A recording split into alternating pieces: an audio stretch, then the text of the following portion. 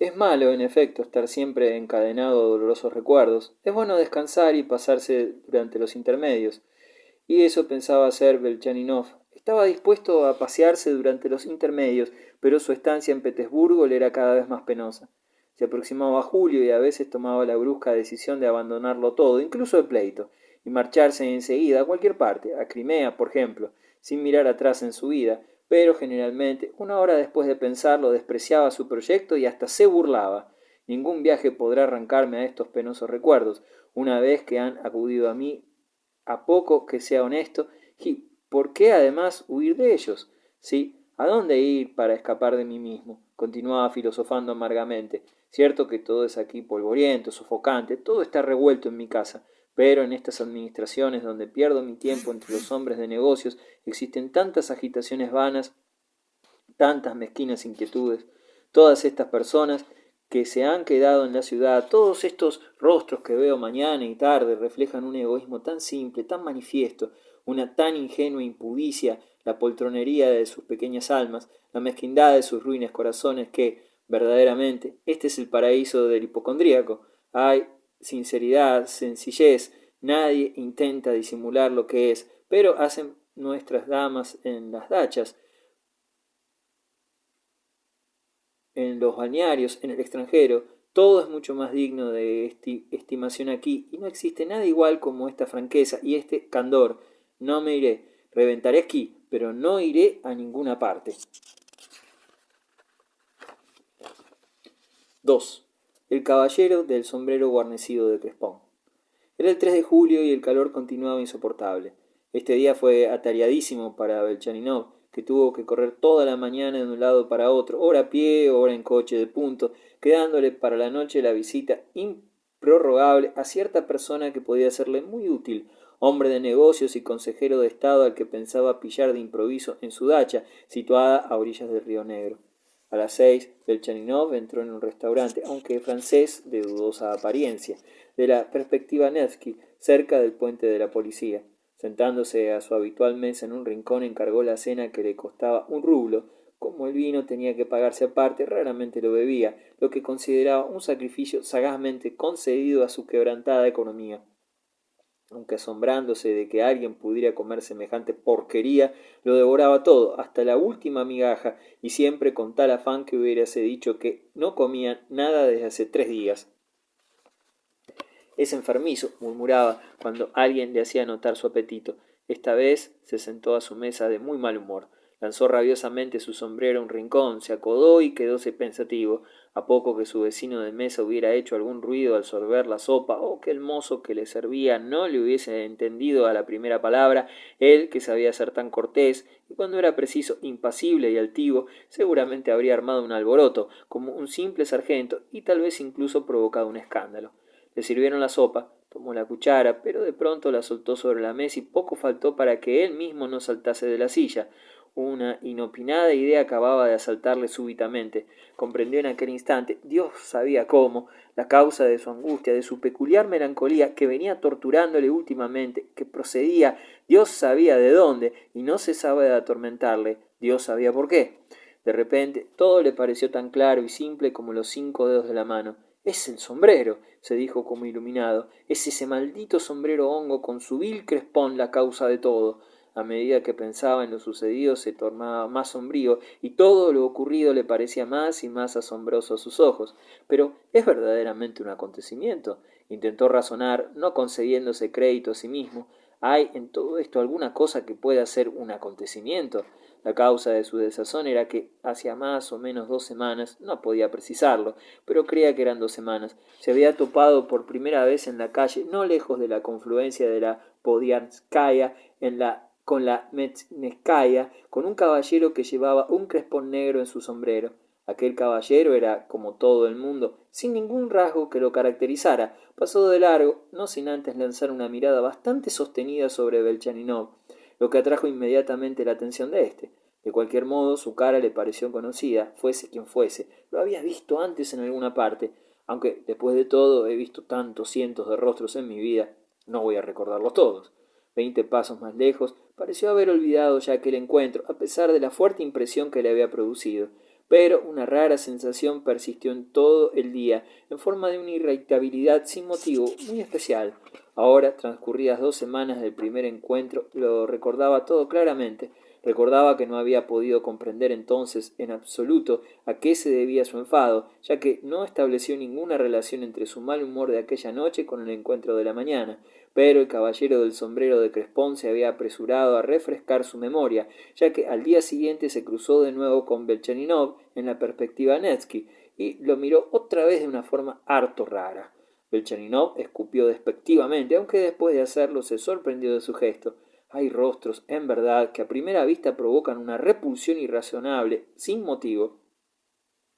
Estoy seguro de haberlo visto en alguna parte, antes de ahora, murmuró para sí, pensativo, media hora después del segundo encuentro, y de nuevo por la noche se sintió de un humor detestable.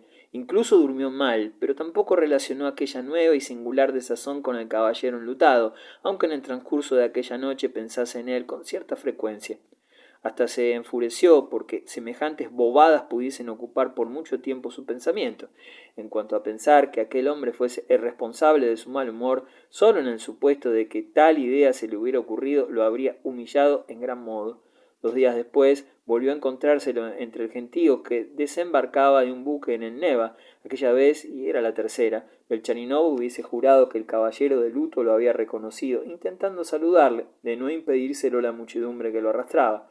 Había osado incluso tenderle la mano, tal vez también había gritado, llamándole por su nombre, pero esto Belchaninov no pudo percibirlo con claridad.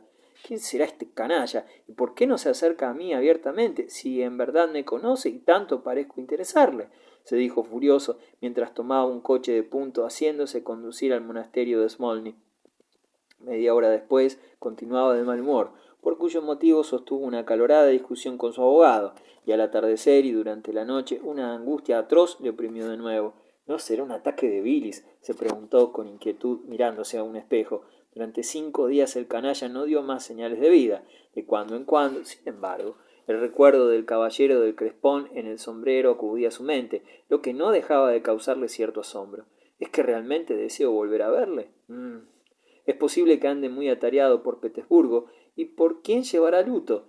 Que me conoce podría jurarlo, pero yo no recuerdo quién es. ¿Y por qué llevará el crespón? Está bastante ridículo. Tal vez si lo viese más de cerca lo reconocería.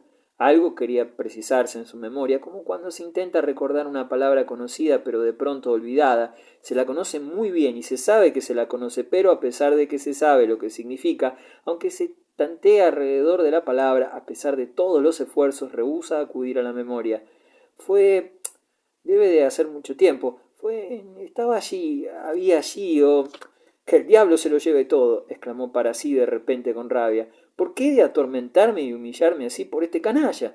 Se encolerizó terriblemente, más por la noche. Cuando recordó aquel enojo tan espantoso sintió una enorme contrariedad, como si lo hubieran atrapado en flagrante delito. Todo estaba confuso en su mente y se asombró de ello. Debe de existir una razón para que yo me enfurezca así, sin motivo.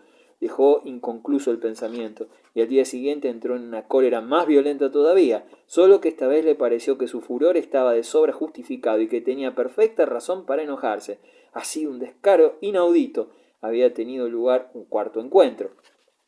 El caballero del crespón había vuelto a materializarse como surgido de debajo de la tierra. Belchaninov acababa de encontrarse en la calle con aquel consejero de estado de quien tenía gran precisión y al que llevaba asediando tanto tiempo, persiguiéndolo incluso en su daya, aunque aquel funcionario al que apenas conocía y al cual lo evitaba por todos los medios no se dejaba sorprender y se ocultaba de él de modo manifiesto. Por esto, muy feliz de habérselo encontrado, Belchaninov no perdió la ocasión de colocarse a su lado, andando deprisa, mirándole a los ojos y procurando por todos los medios llevar al viejo bribón al tema que le convenía. Esperaba que se fuera de la lengua y dejara escapar ciertas importantes palabras tan deseadas por él desde largo tiempo. Pero el viejo bribón también tenía su idea acerca de Belchaninov y se limitaba a sonreír y callar. Y fue precisamente en tan crítico momento cuando la mirada de Belchaninov descubrió en la acera opuesta el caballero del sombrero adornado con el crespón negro. Se había detenido y les miraba fijamente. Le seguía, era evidente, e incluso parecía divertirse con ello. —¡Que el diablo se lo lleve! —exclamó para sí Belchaninov furioso. Algo de aquel pensamiento debió traslucirse en su cara, ya que el funcionario aprovechó la ocasión para despedirse apresuradamente. Belchaninov atribuyó el fracaso de su gestión a la súbita aparición de aquel insolente. «Que el diablo se lo lleve», repitió para sí, furioso en su frustración. «¿Es que ese hombre se dedica a espiarme? Que me sigue, no cabe duda. Le habrán pagado por hacerlo.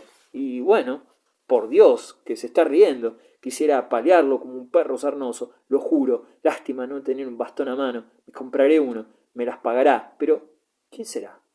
Ahora, en el restaurante, 3 días después del último encuentro del Chaninov, recordándolos todos, se sintió muy turbado y aturdido. Después de examinar a fondo todas las circunstancias, tuvo que admitir finalmente que la única causa de su mal humor, de su especial angustia y de todas las encontradas emociones experimentadas desde hacía 2 semanas, solo eran debidas al caballero de luto, a pesar de su aparente insignificancia. «Admito que soy hipocondríaco», reflexionó Belchaninov, «y que en consecuencia estoy dispuesto a ver un elefante en una mosca, pero ¿sería tal vez menos penoso para mí saber que todo esto no es más que producto de mi imaginación? Porque si un granuja como ese es capaz de trastornar completamente a un hombre, entonces... Y es que, efectivamente, en el quinto encuentro el elefante había tenido toda la apariencia de una mosca, igual que en las veces precedentes. El caballero de luto pasó rápidamente por su lado, pero esta vez sin mirarle, sin dar muestras de reconocerle, bajando la vista al suelo y pareciendo deseoso de pasar desapercibido. Belchaninov se había vuelto vivamente, gritándole en pleno pulmón: usted! El del crespón. ¿Es que ahora se esconde? Deténgase. ¿Quién es usted? La pregunta, igual que los gritos, fueron improcedentes, pero Belchaninov no lo comprendió hasta después de haber gritado. El hombre, al sentirse interpelado, se había vuelto, deteniéndose un momento, turbándose, había sonreído tontamente, intentando decir algo, hacer un gesto, permaneciendo un instante en extremo indeciso, y, de pronto, dando media vuelta, se había alejado sin una mirada a su espalda. Belchaninov, muy asombrado, lo había contemplado alejarse. «Tal vez no es él, sino yo, por el contrario, quien lo persigue». Después de cenar, se hizo conducir a la dacha del funcionario, pero no pudo hallarle.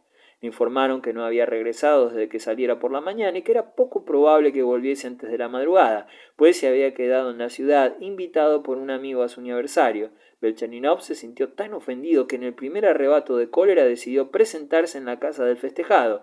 Incluso le dio la dirección al cochero, pero después, dándose cuenta de que era llevar el asunto demasiado lejos, optó por apearse del coche a medio camino y se dirigió a pie a su casa. Sentía necesidad de andar. Para calmar sus sobreexcitados nervios le era preciso dormir aquella noche, y nada mejor para combatir el insomnio que una caminata que le proporcionara un cansancio físico. Llegó a su casa a las 10, bastante fatigado, ya que el trayecto era largo.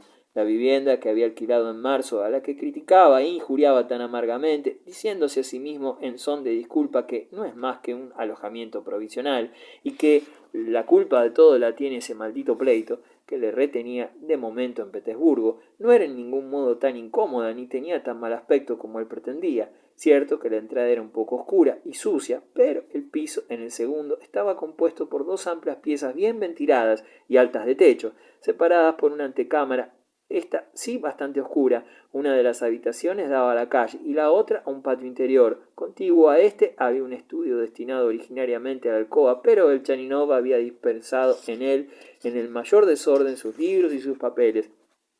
Dormía en una de las grandes piezas, aquella que daba a la calle, y por cama se servía de un diván. Los muebles eran buenos, aunque bastante usados,